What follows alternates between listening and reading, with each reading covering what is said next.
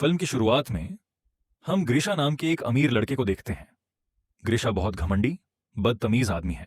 वह अपनी जिंदगी में कुछ भी काम का नहीं करता। वह बस अपना दिन पार्टी करने, शराब पीने और औरतों के साथ समय बिताने में बिताता है। एक रात वह क्लब में मिली एक लड़की को अपनी कार से बाहर निकाल देता है, क्योंकि वह उसके साथ इंटीमेट नहीं होना चाहती थी। बाद में घर जाते समय वह स्पीड लिमिट से ज्यादा गाड़ी चलाता है, जिससे एक पुलिस कार उसे रोक लेती है। वह हर बार की तरह पुलिस वाले को रिश्वत देने की कोशिश करता है, लेकिन उसे आश्चर्य होता है कि नया ट्रांसफर हुआ ऑफिसर पैसे लेने से मना कर देता है। ग्रीशा भागने की कोशिश करता है, लेकिन ऑफिसर उसे रोकने के लिए गाड़ी के हुड पर चढ़ जाता है। पुलिस वाले के रुकने का ऑर्डर देने के बावजूद भी ग्रीशा गाड़ी तेज चलाता रहता है।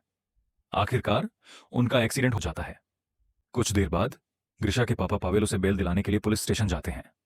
स्टेशन चीफ पावेल का दोस्त है और वह उसे याद दिलाता है कि ग्रीशा ने अकेले इस महीने कितना नुकसान किया है और कहता है कि उसे यह सब रोकने के लिए कुछ करना होगा। आखिरकार पावेल को एहसास होने लगा कि ग्रीशा और भी घमंडी और खतरनाक होता जाएगा, क्योंकि ग्रीशा को लगता है कि उसके अमीर पिता उसे हर तरह की सजा से बचा लेंगे। उसे बचाने के बाद पावेल ग्रीशा को अपनी जिंदगी ठीक करने का आदेश देता है और उसके सारे क्रेडिट कार्ड ब्लॉक करने की धमकी देता है। लेकिन ग्रीशा अपने पिता की धमकियों से नहीं डरता, क्योंकि वह जानता है कि उसके पिता सिर्फ भौंकते हैं और काटते नहीं हैं।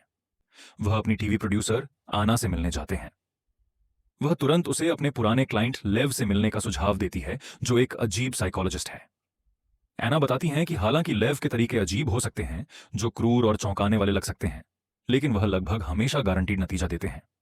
थोड़ी देर बाद जब दोनों साइकोलॉजिस्ट के डरावने वर्क स्पेस पर जाते हैं, तो पावेल को अपनी जिंदगी का सबसे बड़ा शौक लगता है जब वह लेव को रस्सी से लटका हुआ देखता है। लेकिन यह सब नकली है। पता चलता है कि वह ज्यादातर टीवी और फिल्म कंपनियों के लिए बड़े सेट बनाता है। उसके तरीकों को देखने के बाद पावेल थोड़ा घबरा जाता है और वहां से जाना चाहता है, लेकिन एना उसे कम से कम ग्रीशा के लिए लेव की योजना सुनने के लिए मना लेती है। फिर सीन कट करके ग्रीशा को एक क्लब से बाहर आते हुए दिखाया जाता है। वह देखता है कि उसकी कार को टो किया जा रहा है और वह टो ट्रक के पीछे भागने लगता है। इस दौरान उसका एक्सीडेंट हो जाता है और वह बेहोश हो जाता है। बाद में उसे आर्टियम नाम का एक आदमी जगाता है, जो पुराने कपड़े पहने हुए है। वह ग्रीशा से कहता रहता है कि घोड़े को लॉर्ड के पास ले जाए। ग्रीशा को समझ नहीं आता कि क्या हो रहा है। जल्द ही अवधे नाम का एक आदमी आता है और उसे बाहर खींच लेता है, क्योंकि उसने लॉर्ड के कहने पर घोड़े पर काठी नहीं लगाई थी। थोड़ी देर बाद लॉर्ड बाहर आते हैं और उससे पूछते हैं कि उसने घोड़ा तैयार क्यों नहीं किया है। ग्रीशा को लगता है कि यह मजाक है। वह बदतमीजी करने की कोशिश करता है, लेकिन उसे बुरी तरह कोड़े पड़ते हैं। इसके बावजूद लॉर्ड ग्रीशा को घोड़ा बाहर लाने का एक और मौका देने का फैसला करते हैं, लेकिन ग्रीशा उन्हें अपने पिता के असर का इस्तेमाल करके धमकाता है। यह सोचकर कि सब कुछ सिर्फ एक मजाक है, वह भागने की कोशिश करता है। हालांकि आसपास की असलियत बहुत असली है और लोग भी बहुत ज्यादा यकीन दिलाने वाले हैं। ग्रीशा को आखिरकार एहसास होता है कि वह टाइम ट्रैवल करके रशियन एम्पायर के एक छोटे से गांव में आ गया है और साल 1860 है। ग्रीशा उनसे भागने की कोशिश करता है, लेकिन लॉर्ड के आदमियों ने उसे पकड़ लिया। वे उसे घसीट कर ले जाते हैं ताकि उसे फांसी पर लटका दिया जाए। ऐसी मुश्किल हालत में भी वह घमंड से वकील से मिलने की मांग करता है, लेकिन जब वह एक और किसान को रस्सी से लटका हुआ देखता है तो उसका रवैया पूरी तरह बदल जाता है और वह माफी मांगता है। उसी समय लॉर्ड की बेटी अग्लाया आ जाती है। अग्लाया एक दयालु और सेंसिटिव लड़की है। वह अवधे और अपने भाई एलेक्सी से फांसी रोकने के लिए कहती है, लेकिन वे तुरंत मना कर देते हैं। इस बीच इस हंगामे पर खुद लॉर्ड का ध्यान जाता है। पता चलता है कि आज अग्लाया का जन्मदिन है और वह अपने पिता से जन्मदिन के तोहफे के तौर पर फांसी रोकने की गुजारिश करती है। लॉर्ड, जो अपनी बेटी से बहुत प्यार करते हैं, उसकी इच्छा पूरी करते हैं। दूसरी तरफ ग्रीशा अभी भी सब कुछ समझ रहा है। आसमान में एक गिद्ध, जो ग्रीशा का मांस खाने के लिए बेताब था, उदास होकर दूर एक विंड टरबाइन की ओर उड़ जाता है। यहां पता चलता है कि चिड़िया असल में एक ड्रोन है और 19वीं सदी का पूरा गांव एना और साइकोलॉजिस्ट का एक फिल्म प्रोडक्शन निकलता है, जिसे पावेल ने अपने पैसे से बनाया है। ग्रीशा के साथ जो एक्सीडेंट हुआ वह भी उसके पिता पावेल ने ही करवाया था। इस प्रोजेक्ट का मकसद ग्रीशा का अपने आसपास की दुनिया और खुद के बारे में नजरिया पूरी तरह बदलना है। यह प्रोजेक्ट 1860 के दशक के रशिया का एकदम सही रिक्रिएशन नहीं है, लेकिन क्योंकि ग्रीशा को रशिया के बेसिक इतिहास के बारे में बहुत ज्यादा जानकारी नहीं है, इसीलिए वह अपने आसपास की कई पुरानी बातों पर ध्यान नहीं दे पाता है। जब एक्टर काम नहीं कर रहे होते हैं तो उन्हें मिशन कंट्रोल रूम में आकर खुद को रिफ्रेश करने की भी इजाजत होती है। इस बीच अगले कुछ दिनों में ग्रीशा अभी भी अतीत में जाने की बात से साफ मना करता है, लेकिन फिर धीरे धीरे मान जाता है और वह भी घोड़ों के अस्तबल में काम करना शुरू कर देता है। एक दिन ग्रिशा को अगलाया अकेले रोती हुई मिलती है। वह उसे दिलासा देने जाता है और जैसे ही दोनों बातें करने लगते हैं, वह बताती है कि उसके पिता उसे एक बूढ़े और अमीर जमींदार से शादी करने के लिए मजबूर कर रहे हैं। लेकिन ग्रिशा को उससे हमदर्दी नहीं है, क्योंकि उसे लगता है कि अगलाया का अपने पिता से ज्यादा अमीर किसी से शादी करना उसके भविष्य के लिए एक अच्छी सिचुएशन है।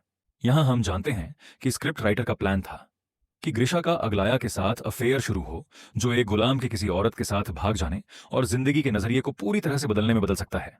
लेकिन यह प्लान बुरी तरह फेल हो जाता है। इस बीच ग्रिशा खराब खाना खा खाकर तंग आ गया था और एक दिन वह लॉर्ड का एक चिकन चुरा लेता है। आर्टियोम्स की मदद से उसे चिकन सूप बनाने के लिए एक सॉस पैन मिलता है। लेकिन दुख की बात है कि वह आर्टियम के साथ चिकन सूप शेयर नहीं करता, जिससे स्क्रिप्ट राइटर एक बार फिर निराश हो जाते हैं। बाद में जब आवडे देखता है कि चिकन गायब है, तो वह सभी गुलामों को इकट्ठा करता है और चोर को सामने आने के लिए कहता है। लेकिन ग्रिशा चिकन चुराने की बात नहीं मानता और इसलिए आवडे आर्टियम को सजा देने का फैसला करता है। उसी समय ग्रिशा के रवैये में कोई तरक्की न देखकर पावेल और भी बेसब्र और बेचैन हो जाता है। उसका मूड और भी खराब हो जाता है जब उसे पता चलता है कि अर्नोल्डोविच एना का पुराना क्लाइंट नहीं, बल्कि उसका पुराना पति है। इससे पावेल को दुख होता है, क्योंकि उसके मन में एना के लिए फीलिंग्स आने लगी थीं। बाद में जब वह उससे इस बारे में पूछता है, तो वह जवाब देती है कि वह अपने बारे में कोई भी पर्सनल बात उसे बताने के लिए मजबूर नहीं है। इस बीच हम आर्टियोम और ग्रिशा को बात करते हुए देखते हैं। वहां ग्रिशा अचानक एक गांव की लड़की लीजा को घोड़े से उतरते हुए देखता है। उतरते समय वह अपनी मॉडर्न विक्टोरिया सीक्रेट पैंटी दिखाती है। ग्रिशा शुरू में मजाक करता है, फिर उसे एहसास होता है कि उसने अभी 19वीं सदी के गांव में एक मॉडर्न पैंटी देखी है। शक होने पर वह उसे जमीन पर गिरा देता है और उसकी स्कर्ट के ऊपर देखने की कोशिश करता है। लेकिन इससे पहले कि वह ऐसा कर पाता, आर्टियम उसे जल्दी से खींच लेता है। घटना के बाद कंट्रोल रूम में पावेल का मन भर गया और उसने प्रोजेक्ट बंद करने का फैसला किया, क्योंकि उसे अपने बेटे के बर्ताव में कोई बदलाव नहीं दिख रहा था। एना और साइकोलॉजिस्ट उसे प्रोजेक्ट बंद करने से रोकने की कोशिश करते हैं, लेकिन कामयाब नहीं होते। इस बीच अपने आसपास के लोगों का रिएक्शन देखकर ग्रिशा को अचानक एहसास होता है कि उसने हद पार कर दी है। उनकी जिंदगी में पहली बार वह उस इंसान के पास लौटता है जिसे उसने नाराज किया था और माफी मांगता है।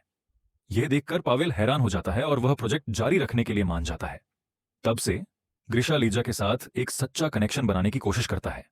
यह देखकर साइकोलॉजिस्ट प्लान बदल देता है और लीजा को ग्रिशा का लवर बना देता है। लीजा उस बिगड़े हुए बच्चे से नफरत करती है, लेकिन फिर भी वह उसे सुधारने में मदद करने के लिए राजी हो जाती है। अगले कुछ दिनों में ग्रिशा धीरे धीरे जिंदगी और खुद के बारे में अपने विचार बदलता है। वह रेगुलर तौर पर लॉर्ड के बेरहम और घमंडी बेटे एलेक्सी को देखता है और उसके अतीत से नफरत करने लगता है। यहां हमें पता चलता है कि एलेक्सी का रोल करने वाला एक्टर लीजा का रियल लाइफ बॉयफ्रेंड है। इस बीच अगलाया का रोल करने वाली एक्ट्रेस को लीजा से जलन होने लगती है, जब लीजा उसे प्रोजेक्ट की लीड एक्ट्रेस के तौर पर रिप्लेस कर देती है। इसीलिए वह एंटोन को यकीन दिलाती है कि लीजा ग्रिशा के साथ अफेयर शुरू करने का प्लान बना रही है। एक बात दूसरी बात में बदल जाती है और दोनों के बीच इंटीमेट पल शुरू हो जाते हैं, लेकिन उन्हें लीजा और ग्रिशा देख लेते हैं। लीजा हैरान है कि उसके बॉयफ्रेंड ने उसे धोखा दिया है और ग्रिशा को बस यही लगता है कि अगलाया और उसके भाई एलेक्सी का अफेयर चल रहा है।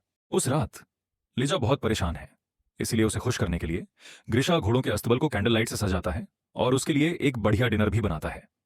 यह काम लीजा को बहुत खुश करता है। थोड़ी देर बाद वे बाहर निकल जाते हैं और खुले आसमान में सो जाते हैं। तारे देखते हुए ग्रिशा लीजा को अपनी फीलिंग्स बताता है और हैरानी की बात है कि दोनों के बीच एक इंटीमेट पल होता है। दूसरी तरफ गुस्से में साइकोलॉजिस्ट अगलाया और एलेक्सी दोनों को उनके रोल से हटा देता है। बदला लेने के लिए अगलाया का रोल करने वाली एक्ट्रेस पोलिना दुनिया को प्रोजेक्ट के बारे में बताती है। वह आरोप लगाती है कि एक आदमी को टॉर्चर किया जा रहा है। जल्द ही पुलिस पोलिना की मदद से प्रोजेक्ट की जांच शुरू कर देती है। अब समय खत्म होने पर साइकोलॉजिस्ट और राइटर ग्रिशा का रवैया हमेशा के लिए बदलने के लिए एक इमरजेंसी प्लान बनाते हैं। वे प्लान करते हैं कि मंगोल 19वीं सदी के रूस पर हमला करेंगे।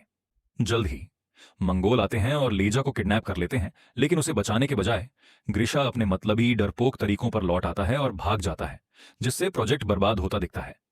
लेकिन जब वह थोड़ा आगे बढ़ता है तो उसे एहसास होता है कि वह हमेशा प्रॉब्लम से भागता रहा है और अपने प्रियजनों को छोड़ दिया है। इसीलिए नए जोश के साथ वह वापस सीन पर लौटता है, बहादुरी से हमलावरों से लड़ता है और लीजा को बचाता है। फिर दोनों घोड़े पर सवार होकर चले जाते हैं ठीक उससे पहले कि पुलिस आकर सेट पर रेड मार दे। अच्छी बात यह है कि ग्रिशा पहले ही जा चुकी होती है और बाकी सभी लोग एक्टर होते हैं, इसीलिए वे बस प्रोजेक्ट को एक हिस्टोरिकल फिल्म का सेट समझकर चले जाते हैं। दूसरी तरफ ग्रिशा कई मिनट तक अपने घोड़े पर सवारी करता है और एक गैस स्टेशन पहुंचता है। जैसा कि उम्मीद थी, वह आज की दुनिया को देखकर हैरान रह जाता है, लेकिन स्थिति को समझने से पहले सेट का एक सदस्य उसे ट्रैंक्विलाइजर दे देता है, जिससे वह बेहोश हो जाता है। बाद में जागने पर उसे बताया जाता है कि वह 3 महीने के लिए कोमा में चला गया था और उसकी सारी कल्पनाएं सिर्फ वहम थीं। जब उसका कैरेक्टर डेवलपमेंट होता है तो ग्रिशा को एहसास होता है कि लीजा कभी असली नहीं थी। नतीजतन वह डिप्रेशन में चला जाता है। एक दिन वह एक क्लब में पोलिना और एंटोन से मिलता है, जिन्होंने एक एक करके अगलाया और एलेक्सी का रोल किया था। उसकी बुरी हालत देखकर एक्टर्स को उस पर दया आती है और वे सब कुछ बता देते हैं। यह सुनकर ग्रिशा एक्साइटेड हो जाता है और तुरंत लीजा को ढूंढना शुरू कर देता है। आखिरकार वह उसे एक अस्तबल में पाता है और दोनों का रोमांटिक रियूनियन होता है। दूसरी ओर पावेलिना को अपनी फीलिंग्स बताता है और दोनों शादी कर लेते हैं। फिर फिल्म खत्म हो जाती है। तो दोस्तों, यह था हमारा मूवी रिकैप। ऐसी और मूवी रिकैप्स के लिए वीडियो को लाइक करें और चैनल को सब्सक्राइब जरूर करें।